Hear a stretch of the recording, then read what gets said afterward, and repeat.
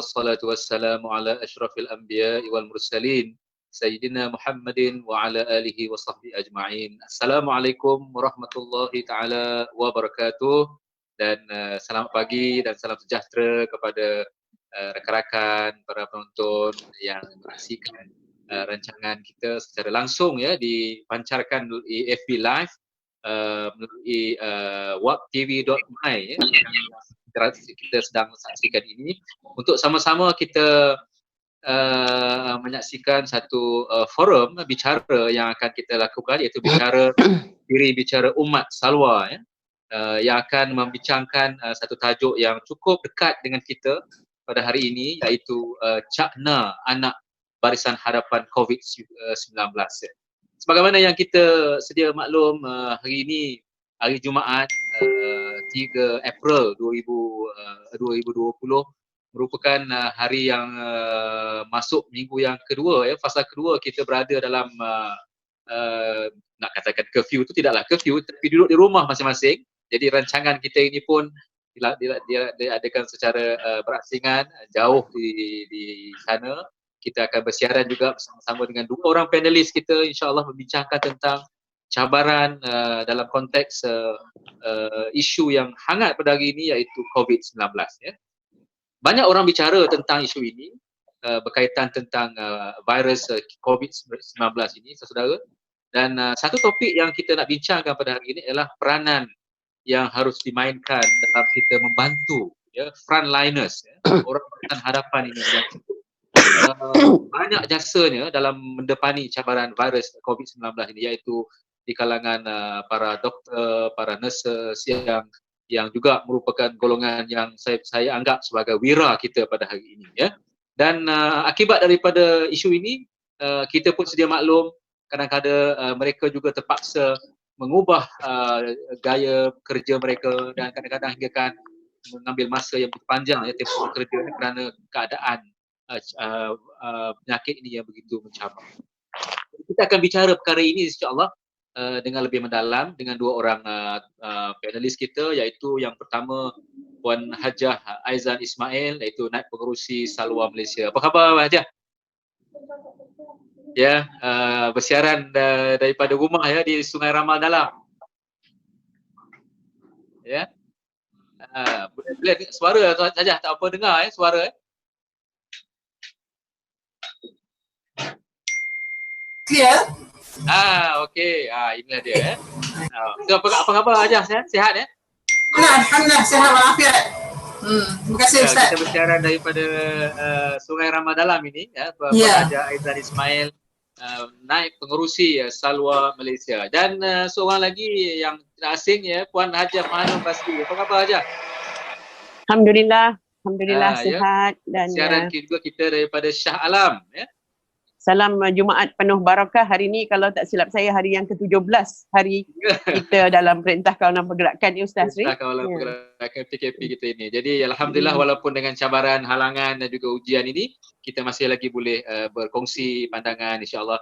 Dan yang paling menarik insya-Allah sedang penonton sekalian, kita akan bersiaran langsung juga dengan panelis kita ni dalam tempat-tempat di mana program-projek dan juga aktiviti-aktiviti yang dilakukan dalam kita memberikan sokongan, bantuan kepada frontliners kita, terutama di kalangan para penggerak kesihatan kita di sana ya, insya-Allah.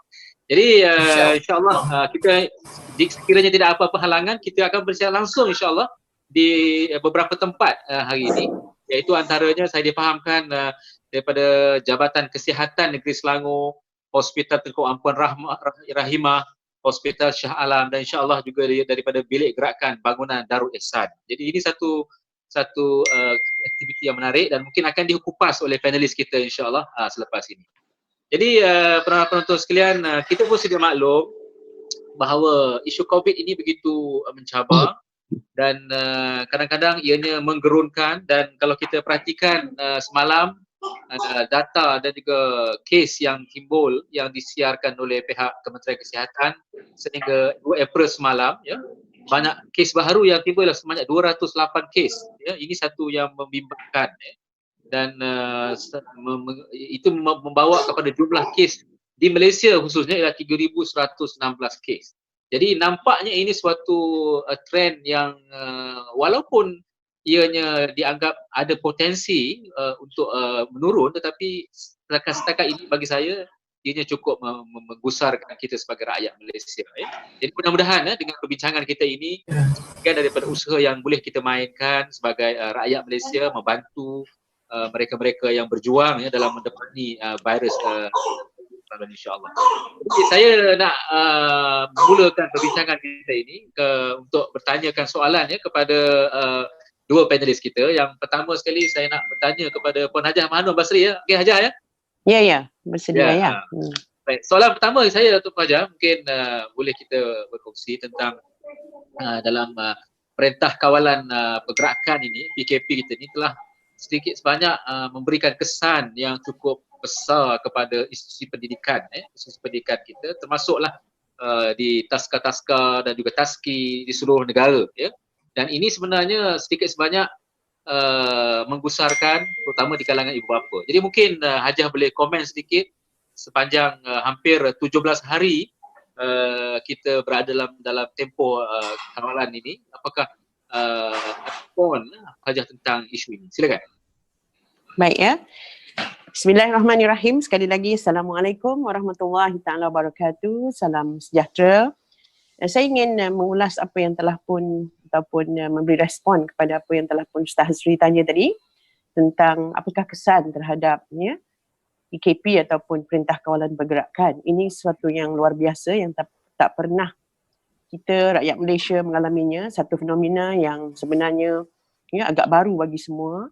Dan saya ingin menyentuh tentang apakah kesan secara terus kepada para ibu bapa. Kalau dahulunya bila taska beroperasi, tadika-tadika kita beroperasi taski, maka kanak-kanak berada di tempat tersebut selama beberapa jam. Dan semasa Perintah Kawalan Pergerakan ni, sepanjang masa 24 hours, dulu kita selalu menyeru agar kita kata quality time with your children, spend masa berkualiti bersama anak. Tetapi bila Perintah Kawalan Pergerakan, 24 hours ni a lot of time, quantity time, ample time. So itu yang ibu bapa kena, itulah satu cabaran buat mereka kerana apa yang sekarang ni berlaku ialah banyak juga yang mana ada kemudahan e-learning ataupun digital learning, maka para pendidik juga memberikan sedikit assignment tanggungjawab kepada para ibu-ibu, para bapa-bapa ni untuk buat sesuatu supaya dapat ada memahami apa yang sebenarnya berlaku di sekolah ataupun di institusi pendidikan ini, dan kita sambung di rumah e-learning ini juga menjadi satu kesan yang betul-betul nampak efeknya kanak-kanak di rumah tidak dibiarkan begitu saja, tetapi ada program, ada rutinnya dan satu lagi kesan yang dapat kita lihat ialah tentang pendidik itu sendiri ataupun para tenaga kerjanya Kalau dulu preparationnya merupakan satu perkara yang agak sukar untuk buat lesson plan, untuk buat bahan pengajaran. So kali ini mereka banyak masa untuk memikirkan itu semua dan juga dapat sebenarnya merancang dengan lebih awal. Itulah nampak tiga kesan yang sebenarnya betul-betul dapat bukan saja di kalangan ibu bapanya, di kalangan warga kerjanya, di kalangan kanak-kanak itu sendiri. Itu yang saya boleh respon setakat ni Ustaz Ya. Baik, terima kasih Puan Hajah sebagai seorang penggerak pertubuhan Taska Selangor ni, mungkin isu ini bertalu-talu kita hadapi dan pelbagai masalah, cabaran, bukan sahaja sebagaimana disebut oleh Hajah tadi tentang sistemnya, tentang guru-gurunya sebagainya, dan sebahagian saya mendengar dalam beberapa respon masyarakat atau netizen kita hari ini yang begitu gusar tentang anak-anak mereka dan sebagainya. Apatah lagi dengan kelompok masyarakat ataupun penggerak-penggerak kesihatan yang para doktor, nurses ni yang terpaksa bekerja lebih masa, maka anak-anak mereka tiada tempat untuk diperhatikan dan sebagainya. Jadi mungkin nanti dalam bincangan seterusnya mungkin Puan Hajah boleh komen ataupun bentuk-bentuk aktiviti dan kegiatan dilakukan bagi kita membantunya. Saya nak beralih kepada Hajah Aizan tentang isu ini. Sebagai pertubuhan NGO Islam, Pertubuhan Salwa Malaysia, juga saya dipahamkan telah menggerakkan program-program, melancarkan tabung, kegiatan-kegiatan terutama dalam menjalankan projek-projek, program-program bantuan dan sebagainya ya. Walaupun kita perhatikan pihak kerajaan memberikan beberapa panduan-panduan dan juga arahan-arahan. Jadi mungkin apakah peranan yang telah dimainkan oleh Pertubuhan Salwa sendiri di bawah Wadah Kerjasama Umat Malaysia ini tentang isu COVID ni sendirilah ya, kerana ini sesuatu yang amat baru dan sekurang-kurangnya kalau boleh kita katakan memberi kesan kepada lifestyle masyarakat kita pada hari ini. Jadi komen Hajah tentang isu ini, silakan. Assalamualaikum warahmatullahi wabarakatuh. Terima kasih kepada Ustaz Asri. Alhamdulillah ya. Menjawab pada soalan yang dikemukakan oleh Ustaz Asri sebentar tadi ya. Peranan kami sebagai NGO, iaitu sebagai Salwa Malaysia, apa yang kami boleh mainkan, apa yang NGO seperti kami boleh lakukan dalam keadaan sekarang ya. Jadi alhamdulillah ya. Untuk yang kita memang kita telah lakukan seperti biasalah, kita NGO ni kita menjadi antara orang yang badan pertubuhan yang pertama sekali selalunya sampai kepada masyarakat dan situasi seperti ini ya. Contohnya yang pertama sekali dahulu bila isu COVID ni timbul, Salwa dengan serta-merta telah lancarkan satu tabung kutipan yang pertama ya. Kutipan pertama telah kita lancarkan dan alhamdulillah kita pada masa itu kita telah membanjarkan sehingga minggu lepas kita membanjarkan sebanyak RM14,000 hasil daripada sumbangan seluruh Malaysia, Salwa seluruh Malaysia ya, daripada Salwa-Salwa kita dengan kerjasama Salwa Selangor, dengan kerjasama Salwa Gerahan Persekutuan, kita telah mengagihkan duit tersebut kepada 3 hospital. Setakat ini 3 hospital ni yang dikatakan yang menangani masalah COVID. Yang pertamanya ialah Hospital Kelang, iaitu Hospital Tunku Ampun Rahimah, yang mana Puan Mahanum telah mengadakan program taska di sana. Kita bantu juga segi kewangan, memberikan sagu hati kepada yang frontliner ni selain pada kita memberikan makanan. Dan juga kita membantu wilayah Salwa Wilayah Persekutuan telah membantu Hospital Kuala Lumpur dan juga Hospital Ampang ya. Kita menyampaikan bantuan makanan dan keperluan-keperluan yang dimintalah ya. Itu yang pertama. Yang kedua, kita telah juga mengadakan kutipan kali kedua. Ya, kutipan kali kedua ni juga kita setakat ni telah memperoleh sebanyak hampir RM6,000 dan insya-Allah dengan kerjasama AYG ya, Adab Youth Garage iaitu di bawah Habib, kita juga akan mengagihkan keperluan-keperluan makanan kepada yang memerlukan. Ya, sebab kita tahu AYG ni sangat aktif. Ya, AYG ni dia sampai kepada PPRT. Ya, kawasan-kawasan yang mungkin Salwa tidak sampai. Jadi kita memerlukan bantuan AYG. Terutama dekat sekarang ni dalam PKP, kita tak boleh banyak bergerak. Yang mungkin AYG yang menjadi barisan hadapan yang menyampaikan bantuan. Jadi kita akan salurkan bantuan kewangan kepada AYG untuk AYG menyampaikan kepada golongan-golongan sasar ini.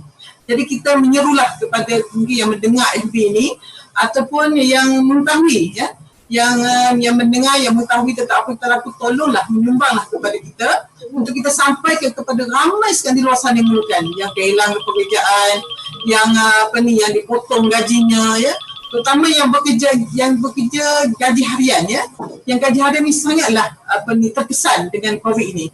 Jadi inilah yang Salwa Malaysia telah melakukan ya. Itu saja, Asri. Baik, terima kasih Hajah. Ya, ini satu sumbangan yang walaupun nampak kecil, tetapi sebenarnya bagi majoriti masyarakat golongan pertengahan, golongan miskin dan juga yang terkesan daripada isu COVID ini cukup betul. Ya, betul.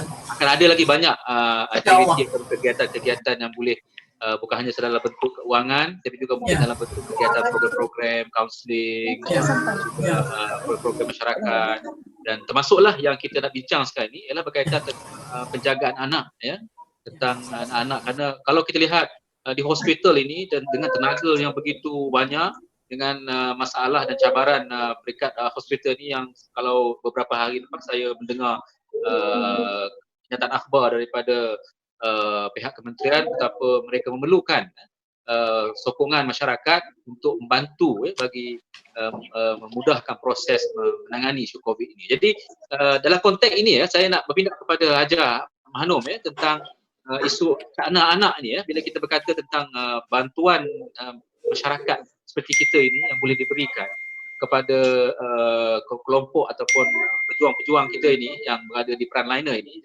isu penjagaan anak itu Hajah. Ya, memang secara umum kalau kita tengok dalam Facebook, kita tengok dalam Instagram, kenyataan-kenyataan, komen-komen, even termasuklah saya sendiri secara peribadi membacanya luahan-luahan di kalangan para nurse, doktor, betapa mereka begitu tertekan dengan ujian ataupun masalah ini. Jadi kadang-kadang memberi kesan kepada keluarga mereka. Mereka terpaksa bekerja lebih ke anak-anak terpaksa dibiarkan, hantar rumah orang dan sebagainya, kadang melebihkan. Mungkin saya dipahamkan di peringkat wadah, Salwa Wadah dan juga pihak Persatuan Taska sendiri telah mengambil inisiatif untuk menggerakkan program ini. Mungkin Hajah boleh bagi komen, dan juga saya dipahamkan ada sedikit siaran langsung. Ya, betul. Jadi alhamdulillah ya, kita sebab atas dasar inisiatif ya, kita bukan saja simpati dengan, empati dengan frontliners ini, tetapi kita juga mesti menjaga kebajikan ya frontliners ni. So siapa yang paling dekat dengan frontliners adalah yang mereka dah anak, dan anak ni masih kecil. Ya, mereka terlalu penat bekerja seperti yang Ustaz Asri sebut tadi, dan anak mereka siapa yang nak jaga di kala ini? Semua taska ditutup, tadika ditutup, ya, even sekolah. Ini yang kami bergerak ke hadapan ya, dan juga oleh kerana inisiatif antaranya di Negeri Selangor, maka ya YB Exco sendiri, Dr. Siti Maria juga telah pun ya bersetuju pada awalnya, dan beliau pun turut ke hadapan, dan kita alhamdulillah ya, inisiatif permulaan ini kita buat di Hospital Tengku Ampuan Rahimah Kelang, di mana pengarah sendiri ya telah pun mengeluarkan surat kepada kami sukarelawan, dan oleh kerana sedikit kepakaran dalam bidang ini, kita juga ada SOP. Ya, nak jadi sukarelawannya ada SOP. Kita tubuhkan satu pasukan sukarelawan yang terdiri daripada, ada juga anak-anak Salwa kita ya, seusia 18 tahun baru menunggu lepas dapat keputusan SPM pun ada ya. Paling muda lah kiranya, dan sukarelawan sampai ke selepas jadi warga emas pun ada yang hanya bertugas dalam rumah ya. So ini antara kita punya penggerak utama dalam program Taska, dan alhamdulillah mereka menyumbang bukan saja tenaga, mereka menyumbang kepakaran. Ada yang setiap hari ya, Cikgu Salmah daripada Kelang ya, menyumbang makan petang. Maknanya minum petang setiap hari, dibuat kuih, dibuat apa, dan restoran Chan contohnya ya, restoran Muhammad Chan, Datuk Muhammad Chan bawah Pertubuhan Kebajikan Muhammad Chan juga ya, sponsor ada makan tengah hari kadang-kadang ya, dan banyak lagi lah yang datang ke hadapan ya, sama ada daripada NGO lain ya, daripada Pertim, daripada banyak sangat yang datang berjumpa apa bantuan yang patut kami hulurkan, daripada individu dan perseorangan juga, daripada masyarakat yang prihatin. Dan kami selepas itu dapat permintaan pula daripada Hospital Shah Alam, di mana di situ juga ya, bukan sahaja mereka yang bertugas di ward-ward dan juga ya lain-lain jabatan, tetapi mereka memang diminta bekerja sewaktu ya PKP ini, dan kita tubuhkan di kuartus asrama jururawat ya.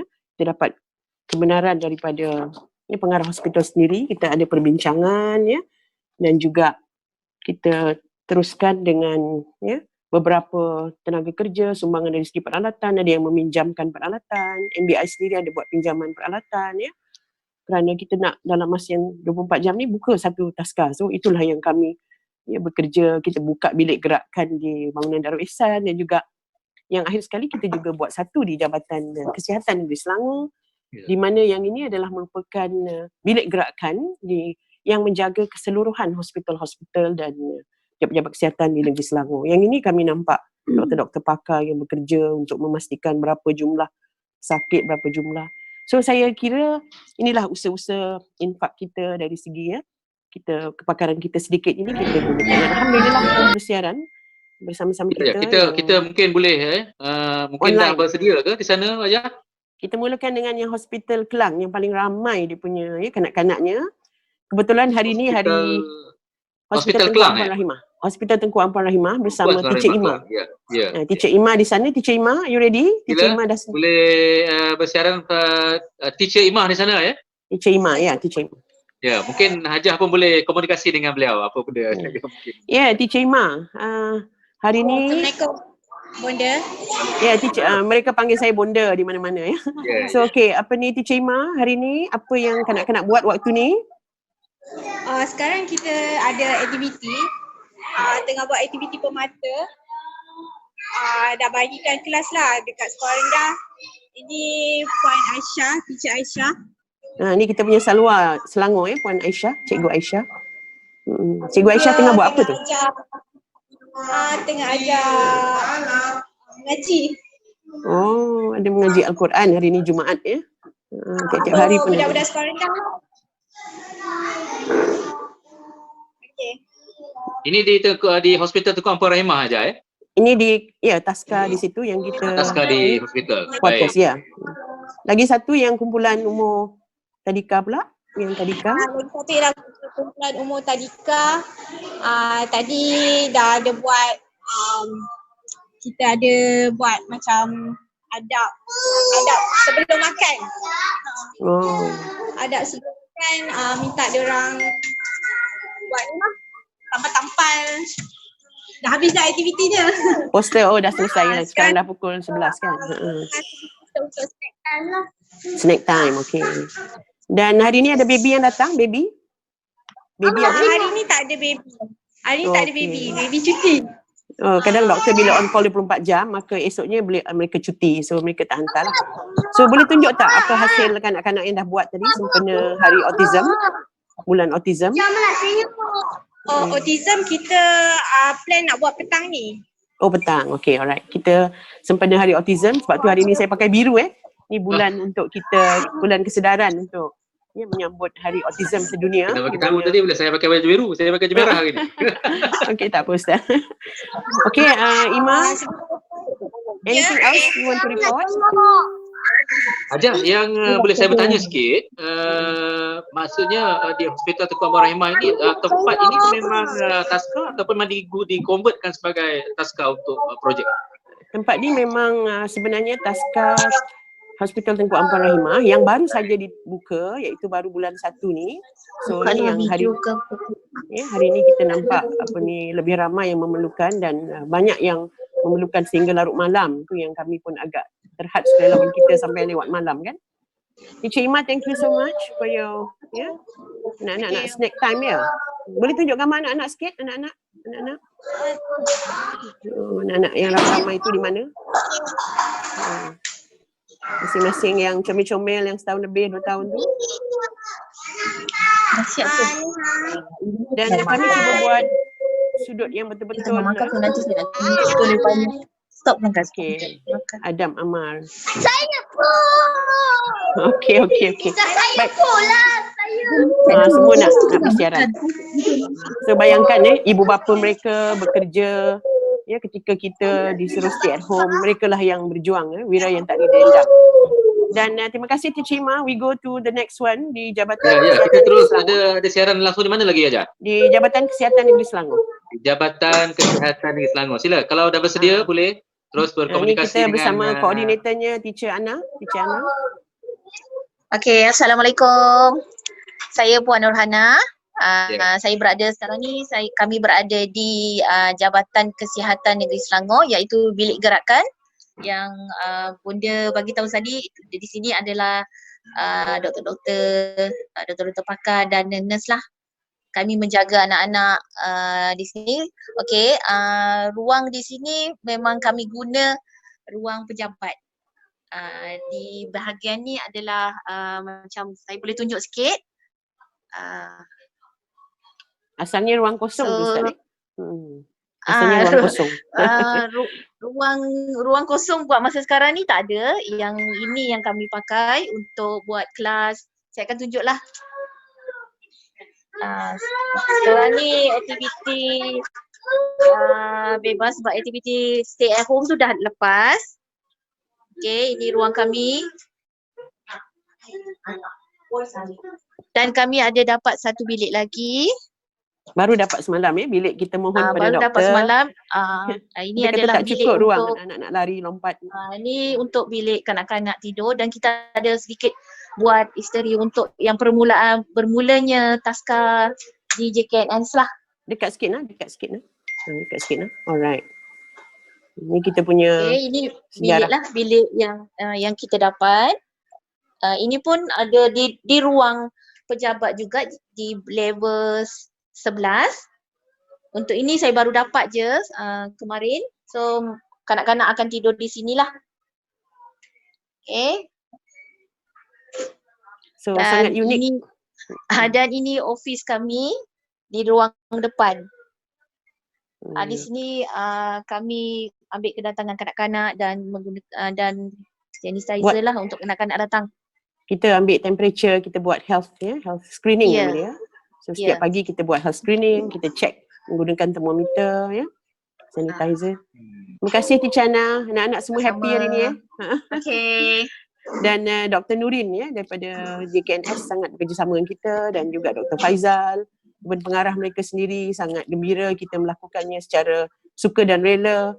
Mereka kata mereka terharu sangatlah apabila mereka dapat tenaga sukarelawan seperti kita, dan macam Puan Hana semua ni adalah merupakan pengusaha taska yang merupakan jawatan kuasa Persatuan Taska Negeri Selangor bagi daerah Petaling. So kita juga ada satu lagi tapi nampaknya di mana tu, belum Ajak? berjaya di Hospital Shah Alam. Hospital Shah Alam. Dah bersedia di sana? Silakan. Nampaknya belum lagi. Tidak kelihatan. Kalau di bilik gerakan kami di Puan Cik Siti Hazirah dah bersedia. Cik Siti ya, Cik Siti. Ini di bilik gerakan kami di Satuan Taska Negeri Selangor. Bangunan Darul Ihsan dijadikan tempat untuk kami. Silakan. Kalau dah bersedia boleh ada suara dengar. Ni Cik Siti ya. Silakan Cik Siti. Assalamualaikum warahmatullahi wabarakatuh. Dengar? Waalaikumsalam. Okey. Kami di Persatuan Taska Negeri Selangor sepanjang tempoh PKP ini Pejabat Persatuan dijadikan bilik gerakan untuk menyelaras segala sumbangan yang diterima untuk program Cak Nak Anak Bahasa Hadapan COVID-19. Selain daripada menyelaras sumbangan yang kita juga menyelaras dari segi tenaga sukarelawan untuk mengasuh anak-anak di 3 pusat Cak Nak Anak yang kita telah tubuhkan H-Star di Hospital Shah Alam dan juga di JNS. Jadi so far alhamdulillah daripada bermulanya tempoh PKP pada 18 Mac, Persatuan melalui bilik gerakan Cak Nak Anak ini telah menerima sumbangan daripada beberapa pihak. Ada orang sumbangan, ada juga daripada rakan-rakan NGO lain. Maksudnya kita ada rakan-rakan di kalangan NGO juga yang memberi sumbangan untuk kita agihkan kepada semua pusat Cak Nak Anak yang kita telah tubuhkan selama PKP ini berlangsung. Dan kita juga ya Cik Siti ada SOP ya, tunjukkan SOP yang kita telah buat. Saya juga ada beri pada Naim tadi. Kita design SOP sebab kita tak boleh sebarangan, kita juga at risk. So ini SOP kami lah, kami sediakan untuk nak jadi sukarelawan kena ikut patuh kepada semua ni ya. Itu antara kita punya usaha dan kegiatan yang kita ada. Kita punya media yang duduk di Jengka Pahang, so beliau lah yang selalu buat segala online ya untuk kita mulakan, dan juga rakan media kita di Cik Ezri ya, ada Cik Ezri, ada Cik Sani yang bekerja daripada rumah. So banyaklah yang membantu kami, yang sebenarnya ya, antara usaha Persatuan Taska Negeri Selangor dengan Salwa Selangor ya, Puan Rosmah juga menjadikan Taska H-Star tu sebagai tempat angkatnya ya. Ustazah Hazlina juga daripada Darul Wardah, YB Ustaz Zawawi yang sentiasa peka dengan apa yang kita lakukan. Alhamdulillah ya. Ni antara program Cak Na yang saya kira ya, sedikit sebanyak dapat membantu frontliners yang kita ya. Di Hospital Shah Alam ada aja, ada bersedia belum? Okey, kabarnya dia kata suara tak keluar tapi gambar ada tak? Puan Habita ada suara, ada boleh bersiaran Puan Habita? Dia baru maklumkan yang ya, suaranya pula tidak, handphone-nya ada problem, tak dapat nak dapat ni. So Hospital Shah Alam kami mohon maaf setakat ni tidak ada siaran langsung. Tetapi di situ digunakan asrama jururawat ya, kuartus asrama jururawat, dan saya terharu apabila pengarahnya sendiri sumbang dapur masak untuk kita masak untuk anak-anak, sebab anak-anak kena masak masakan yang seimbang. So sumbangan-sumbangan yang diterima tu tak sesuai dengan masakan anak-anak. So makan pagi, makan tengah hari, minum petang, makan malam kita masak sendiri. Itu yang di Shah Alam lah ya, kita dapat pengarah hospital sendiri menyumbang dapurnya, menghantar dapur untuk, dia kata tak apa saja keperluan aja silakan, dia kata. Itu yang kami sangat bersemangat untuk membuka, dan alhamdulillah kita dapat ramai lagi panggilan-panggilan daripada Salwa seluruh Malaysia untuk membuat inisiatif ini di negeri masing-masing. Syukur alhamdulillah. Ustaz, setakat itu tentang program Cak Nak Anak. Ya. Terima kasih. Alhamdulillah kita cukup terharu dan juga gembira. Inilah satu sumbangan yang telah dilakukan oleh pihak Salwa dan juga Wadah, dan termasuk dengan kerjasama kepakaran yang ada di bawah Persatuan Taska yang dipimpin oleh Hajah sendiri. Mungkin ini sebahagian daripada usaha kita yang boleh kita sama-sama sumbangkan, walaupun nampak macam kecil, tetapi sebenarnya ramai di luar sana yang berasa gembira dan bersyukur atas usaha-usaha yang telah kita lakukan. Saya nak beralih kepada Hajah Haizam lah ya. Kita dah saksikan tadi beberapa kegiatan-kegiatan Syakna anak yang digerakkan oleh pihak Salwa dan juga Persatuan Taska yang dipimpin oleh Hajah Mahnun sendiri. Dan saya fikir bahawa dalam mungkin nak menyentuh sedikit tentang peranan keluarga ni Hajah ya, bila kita lihat berlakunya arahan PKP ni, pergerakan ini, maknanya semuanya berada di rumah. Jadi berada di rumah ni ada pro and kontranya lah ya.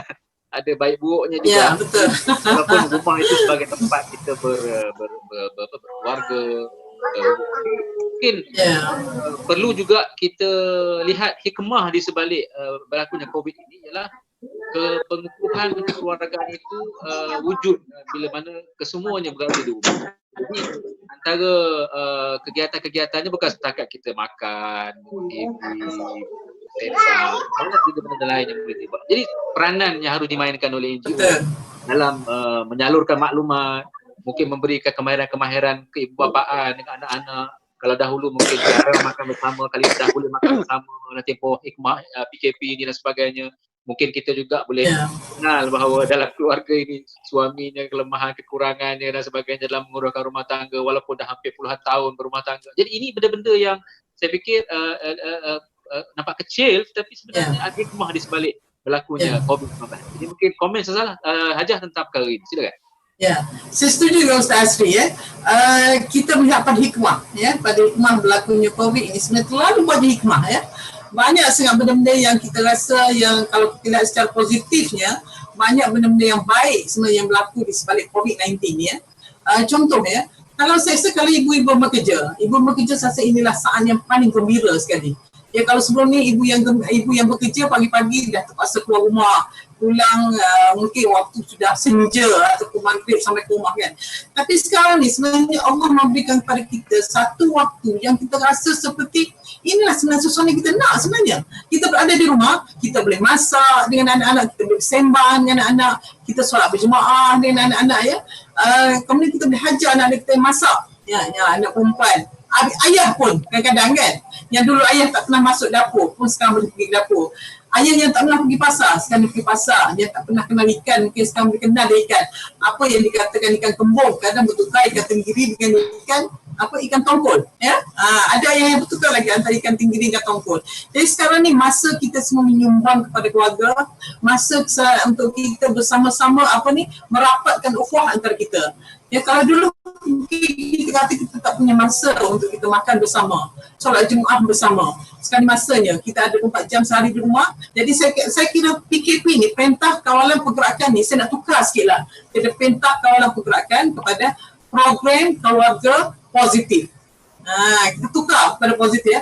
Program keluarga positif. Jadi sekarang apa yang kita buat dengan semua benda yang positif saja kita fikirkan. Kita nak makan bersama, kita nak solat berjemaah bersama, kita baca Quran bersama. Ya, kalau sebelum ni mungkin kita nak satu juzuk mungkin kita ambil masa seminggu, 2 minggu untuk habiskan.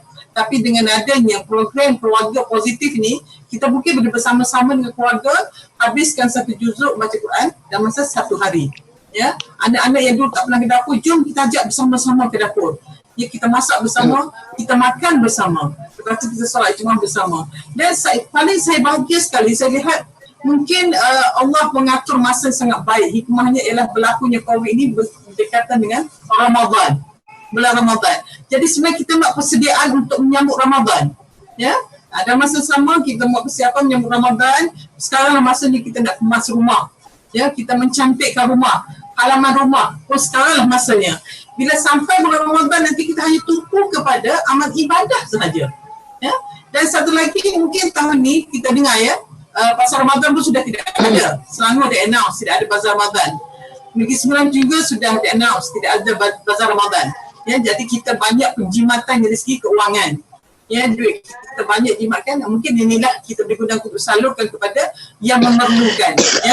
Duit bazar Ramadan kita salurkan kepada yang memerlukan, dan kita pun mungkin kad dah belanja baju raya pun mungkin dah mungkin tidak ada, boleh pakai tahun lepas saja. So kita mungkin tak bergerak ke mana jadi duit kita lebih, jadi kita boleh bersedekah lebih, boleh infak lebih kepada yang memerlukan. Jadi saya lihat COVID-19 ni kita melihat dalam positifnya. Terlalu banyak hikmahnya Allah nak mendidik kita, nak mengajar kita bagaimana kita menjadi, sekarang kita semua sama rata saja. Ada kereta besar tak boleh berjalan. Ada duit banyak pun tak boleh ke mana-mana. Jadi semua kita sama saja. Banyak duit sedekah, infak kepada yang memerlukan. Saya rasa itulah antara hikmah-hikmah yang kita nampak, yang kita boleh manfaatkan pada COVID-19 ni. Kita lihat pada hikmah dan positifnya, Ustaz. Itu Ustaz. Baik, terima kasih Raja. Mungkin menarik juga tu, kita tukarkan PKP kita ke Perintah Kawalan Pergerakan kepada program keluarga positif. Yang satu. Mungkin kalau PKP ni ada tempohnya, mungkin 14 hari, mungkin sebulan. Tapi PKP yang kita nak lancarkan ni, program keluarga positif ni kena berterusan lah. Kalau berterusan PKP yang ini ni, janganlah PKP yang kita ni berterusan juga. Na'udzubillah min zalik. Kita tak mahu gitu. Kita berharap, harapan kita, doa kita mudah-mudahan kurangi PKP yang salwa nak gerakkan ini, kita boleh teruskan insya-Allah walaupun selepas daripada COVID, demi untuk kebaikan kita bersama. Jadi round terakhir ini kepada Hajah Hanum mungkin sebelum kita menamatkan perbincangan kita ini, iaitu apakah nasihat Puan Hajah tentang isu cakna anak ini. Bila sebut jadi cakna pada awal tadi kita bicara tentang taska, tentang peranan guru dan sebagainya. Jadi mungkin apakah nasihat sebagai NGO taska di Selangor kepada seluruh masyarakat yang mendengar rancangan kita ini tentang bagaimana mendepani isu-isu yang berlaku pada hari ini dari segi positifnya, kesannya sangat besar. Kalau hari ini orang kata isu COVID ini mungkin boleh memberi kesan kepada ekonomi negara, memang dah kita nampak sekarang ini, tapi juga bukan setakat ekonomi, malah sosialnya, kekeluargaannya. Bila berlakunya PKP ini, negatif side-nya ialah berlaku juga banyak kes-kes ketegangan rumah tangga, bergaduh, dan amat malang sekali saya membaca laporan akhbar beberapa hari. Jumlah bila berlaku PKP ini tak pastilah sama ada orang tua atau orang muda yang melayari pornografi ni pun agak tinggi juga. Ini data yang dikeluarkan disiarkan dalam akhbar. Jadi apakah ini juga nanti sesuatu yang perlu kita lihat dari sudut peranan keluarga. Jadi dalam konteks ini mungkin Hajah boleh bagi nasihat kepada para pendengar kita dari segi peranan dan tanggungjawab taska itu sendiri dalam mendepani cabaran COVID-19 ini. Silakan Hajah. Untuk sedikit pesanan akhir sebelum kita tamat bersiaran, maka saya selalu pesan-pesan ikut pesanan Saidina Ali bahawa 7 tahun peringkat pertama kelahiran ini, maknanya the first 7 years adalah peringkat di mana kita bermain dengan anak-anak. Bermainlah dengan anakmu 7 tahun pertama. So dengan kanak-kanak ni, kalau bermain maksudnya something which is fun, yang menarik. Dan saya juga ingin menekankan tentang amalan kebersihan. Ada SOP-nya. Kita nak cuci tangan macam mana? Saya mohon izin Ustaz, saya ni memang dari kecil nak jadi penyanyi, tapi tak dapat jadi penyanyi, maka jadi penyanyi untuk anak-anak lah. So contoh basuh tangan cara yang betul. So kita boleh buat tapak tangan, lagu tapak tangan. Tapak tangan, celah-celah, jari jemari belakang tangan, gosok-gosok hujung jari, cuci bersih, keringkan, amalkan kebersihan. So maknanya kita tekankan, kalau dulu memang kita dah ada juga mengajar, tetapi kita sekarang tekankan sama ada ibu bapa, para pendidik, kita make sure selepas ni amalan kebersihan, amalan kesihatan ini dipatuhi. Cara batuk gunakan, mesti guna tisu, tak boleh guna tangan. So all these things yang kita perlu ambil perhatian dengan lebih terperinci supaya penularan penyakit ini tidak akan berlaku lagi. Penjarakan sosial yang saya mula-mula pun rasa kekok macam mana nak buat penjarakan sosial ni. Tapi lama-lama bila kita dah jadikan sebagai budaya, kita tahu apa kebaikannya, apa justifikasinya. So daripada kecil anak ini perlu dididik untuk amalan kesihatan dan kebersihan ya. Dan keduanya tentang infak. Tadi kita juga bila ada program begini maka ramai yang alhamdulillah menginfakkan, tak kira tenaga, tak kira masanya, ada yang juga idea yang kata tak dapat nak keluar, dia kata no, tolong buat macam ni dia okey. Ada yang sangat peka dan prihatin ya. So ini yang kita kata infak, tak kira bukan saja keuangan tetapi infak ke idea, infak pandangan, pendapat ya. Dan kami sangat ya mahukan kalau boleh ya, soal keuangan ini juga ya, kita kena berbincang secara baik dengan ibu bapa di mana taski semualah yang terlibat dalam bidang pendidikan awal kanak-kanak ini ya. Kita juga harus ada budi bicara. Saya ada keluarkan kenyataan media tentang ini dalam ya, kita punya FB Persatuan ya.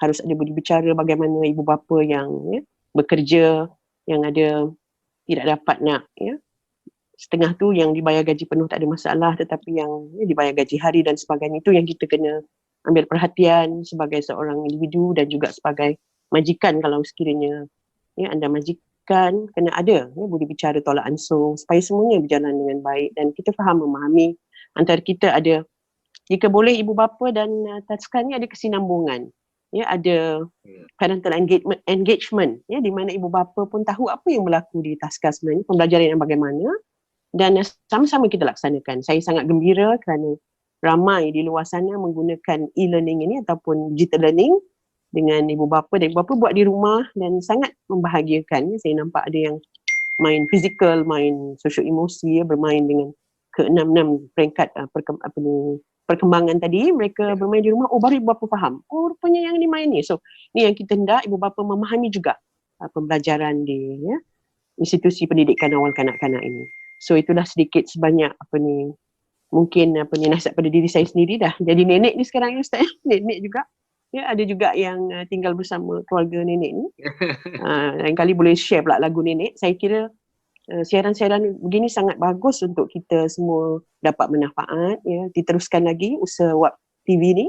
Saya harap teruskan lagi dengan banyak lagi isu-isu menarik yang kita boleh kongsikan bersama. Terima kasih Ustaz Hasri dan semua tim kru ya. Prof Fauzan dan juga Arifin ya. Ya, sama.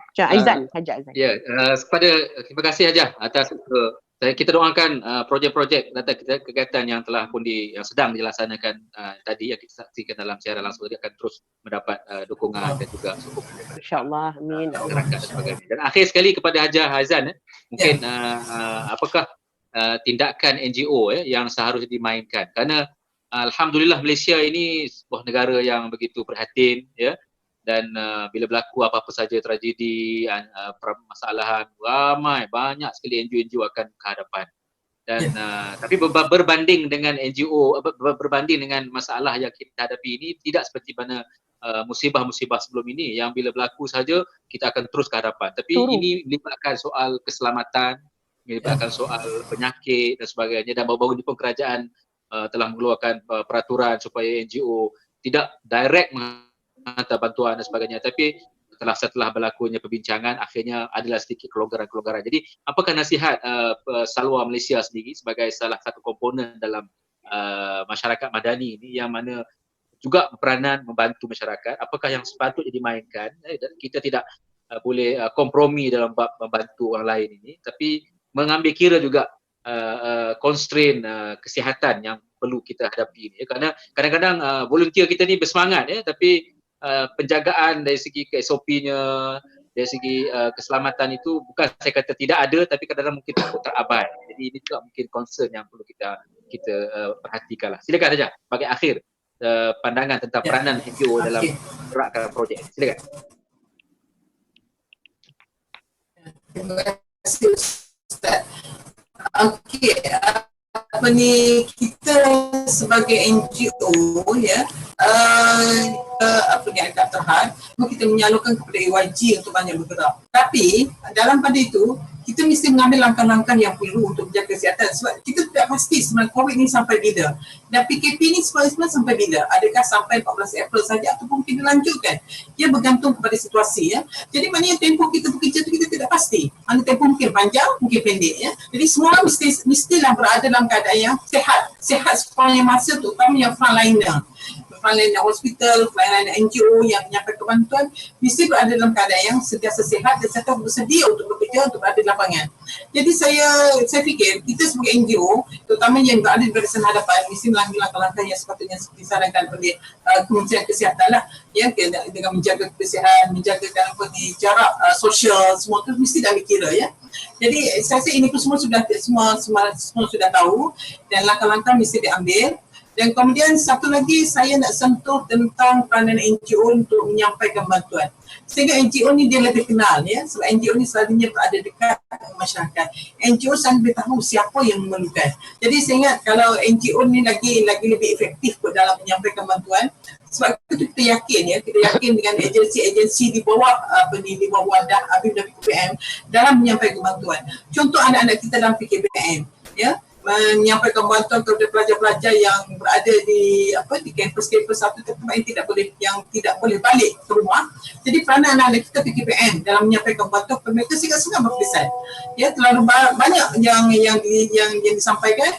Contohnya baru ni kita juga bersama dengan Kesatuan Pelajar Islam Kelantan selalu telah membantu kita menyampaikan duit kepada Kesatuan Pelajar Islam Kelantan bersama Kesatuan Kelantan telah membantu, ya, anak-anak kita di Kelantan yang terkandas, ya. Kemudian bersama dengan GPM juga, ya. GPM ini adalah NGO yang memang orang kata yang memang berada di lapangan, yang memang kenal siapa yang memerlukan bantuan, ya. Jadi agensi-agensi ataupun NGO di bawah ABIM ini, di bawah wadah ABIM dan PKPM ini, memang kita tahu, memang berpengalaman menyampaikan bantuan, memang berpengalaman dan telah terbukti telah diiktiraf, ya, dia dapat menapasi, dapat mengagihkan kumpulan ini kepada yang memerlukan. Dan masa sama kita nasihatkanlah, memang semua pun telah tahu bahawa faktor-faktor kesihatan ini mesti diambil kira dan insya-Allah kita yakin petugas-petugas kita memang menyedari hal ini dan memang tahu apa yang perlu lakukan. Kerana kita nak bekerja bukan dalam masa 2 minggu. Kita tidak pasti mungkin 2 minggu atau mungkin dilanjutkan lagi. Kita berdoa kepada Allah Subhanahu Wa Taala semoga semua ini akan berhenti dan semua ini akan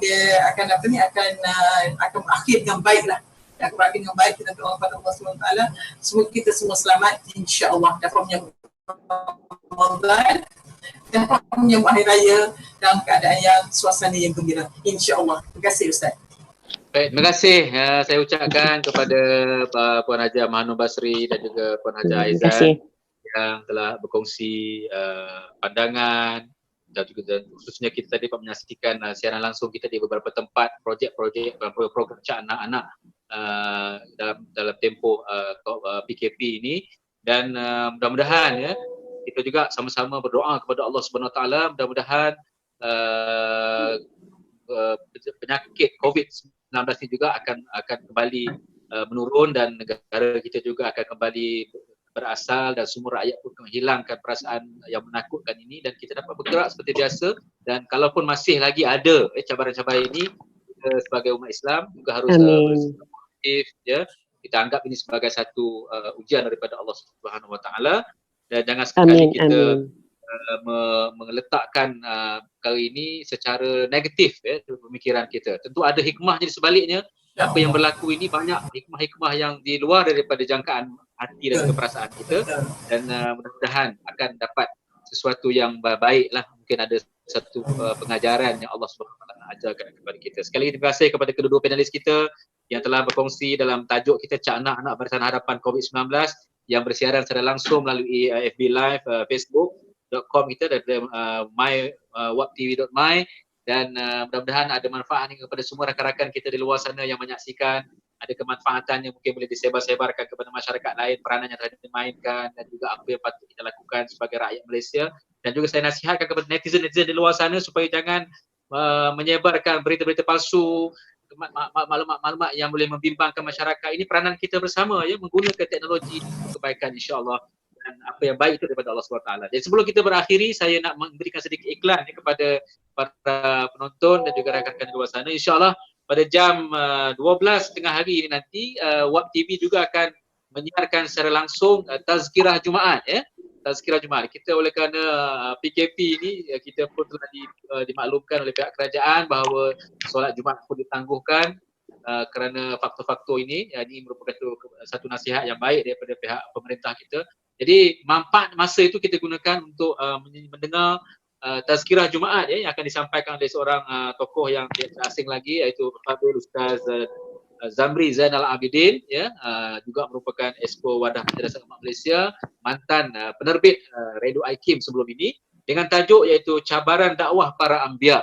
Jadi ini satu nasihat yang mungkin kita boleh, kalau boleh saya katakan sebagai ganti kepada khutbah Jumaat lah, ya. Sebab khutbah Jumaat, solat Jumaat tak ada. Jadi oleh kerana tak ada solat Jumaat, sebelum Zuhur ini kita sama-sama dengar khutbah ataupun syarahan ataupun tazkirah yang akan disampaikan oleh Fadil Ustaz Zamri Zainal Abidin. Kalau yang tak ada di rumah, mungkin ada dalam kereta, yang ada di luar mungkin menggunakan handphone dan sebagainya, sama-sama kita manfaatkan masa hari Jumaat yang mulia ini dengan ilmu-ilmu dan juga kebaikan bersama, insya-Allah. Jadi kita minta maaf kepada semua yang di luar sana, mungkin ada kekurangan dan kelemahan kita. InsyaAllah kita akan bersiaran lagi dengan banyak lagi aktiviti-aktiviti kita dan tajuk-tajuk yang menarik yang juga bermanfaat kepada kita semua, insyaAllah. Apa yang baik di sisi Allah Subhanahu Wa Taala. Jaga diri, jaga kita, jaga semua, insyaAllah. Jarakkan anda ke mana-mana. Jangan sampai anda mungkin terjerumus kepada wabak COVID-19 ini, insyaAllah. Sekian, terima kasih. Assalamualaikum warahmatullahi taala wabarakatuh. Waalaikumsalam warahmatullahi taala wabarakatuh. Jazakallah.